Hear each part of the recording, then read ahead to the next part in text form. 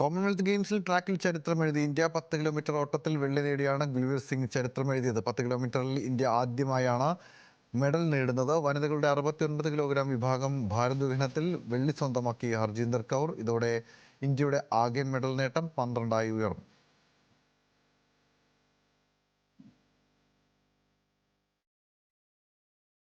Commonwealth ഗെയിംസിൽ medal പ്രതീക്ഷയുമായി Malayali താരങ്ങൾ. പുരുഷ ലോങ് ജമ്പിൽ മെഡൽ ലക്ഷ്യമിട്ട് ശ്രീശങ്കർ ഇന്നിറങ്ങും.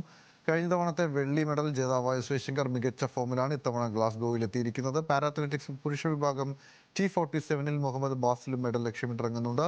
നീന്തലിൽ 200 മീറ്റർ ബട്ടർഫ്ലൈയിൽ ഫൈനൽ ഉറപ്പിക്കാൻ സജൻ പ്രകാശും ഇന്ന് കളത്തിലെത്തും.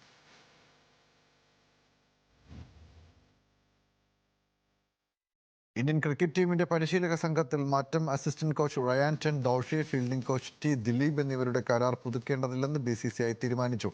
ഇംഗ്ലണ്ട് പര്യടനത്തിന് പിന്നാലെയാണ് പരിശീലക സംഘത്തിൽ നിർണായക മാറ്റങ്ങൾ. ഗൗതം ഗംഭീറിന്റെ പരിശീലക സംഘത്തിൽ 2 വർഷം പ്രവർത്തിച്ച റയാൻ ടെൻ വ്യക്തിപരമായ കാരണങ്ങളാൽ രാജിവെച്ചതായാണ് റിപ്പോർട്ട്. കരാർ കാലാവധി അവസാനിച്ച ദിലീപുമായി കരാർ പുതുക്കേണ്ടതില്ലെന്ന് BCCI തീരുമാനിക്കുകയായിരുന്നു. ദിലീപിന് പകരം ബംഗാൾ ടീമിന്റെ മുൻ പരിശീലകനായ ശുഭ്ദീപ് ഘോഷിനെ പുതിയ ഫീൽഡിംഗ് കോച്ചായി നിയമിച്ചു. വരാനിരിക്കുന്ന ശ്രീലങ്കൻ ടെസ്റ്റ് പര്യടനത്തോടെ പുതിയ പരിശീലക സംഘം ചുമതലയേൽക്കും.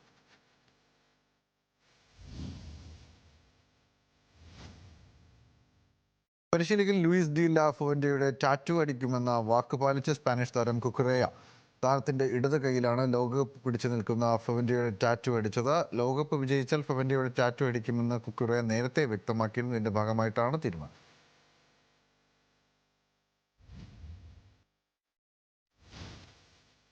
ലോകകപ്പ് ക്വാർട്ടർ ഫൈനലിൽ അർജന്റീനയ്ക്കെതിരെ സ്വിറ്റ്സർലൻഡിൻ താരം ബ്രീൽ എംബോളയ്ക്ക് നൽകിയ ചുവപ്പ് കാർഡ് തെറ്റായിരുന്നുവെന്ന് ഫുട്ബോൾ നിയമനിർമ്മാണ സമിതിയായ ഇന്റർനാഷണൽ ഫുട്ബോൾ അസോസിയേഷൻ ബോർഡ്. എംബോളയെ ഫൗൾ ചെയ്ത അർജന്റീന താരം ലിയോൺഡ്രോ പെരഡസിന് റഫറി ആദ്യം മഞ്ഞക്കാർഡ് കാണിച്ചു. എന്നാൽ വാർ പരിശോധനയ്ക്ക് ശേഷം ഫൗൾ നടന്നില്ലെന്നും എംബോളോ ഡൈവ് ചെയ്തതാണെന്നും വിലയിരുത്തി മഞ്ഞക്കാർഡ് നൽകി. രണ്ടാമത്തെ മഞ്ഞക്കാർഡ് ലഭിച്ച താരം പുറത്തു പോകേണ്ടി വന്നു. എന്നാൽ നിലവിലെ പ്രോട്ടോകോൾ പ്രകാരം തെറ്റായ താരത്തിന് കാർഡ് നൽകിയാൽ മാത്രമേ ഇടപെടാൻ കഴിയൂവെന്നും മഞ്ഞക്കാർഡിന് കാരണമായ കുറ്റം മാറ്റുകയോ പുനഃപരിശോധിക്കുകയോ ചെയ്യാൻ വാറിന് അധികാരമില്ലെന്ന് IFAB വ്യക്തമാക്കി.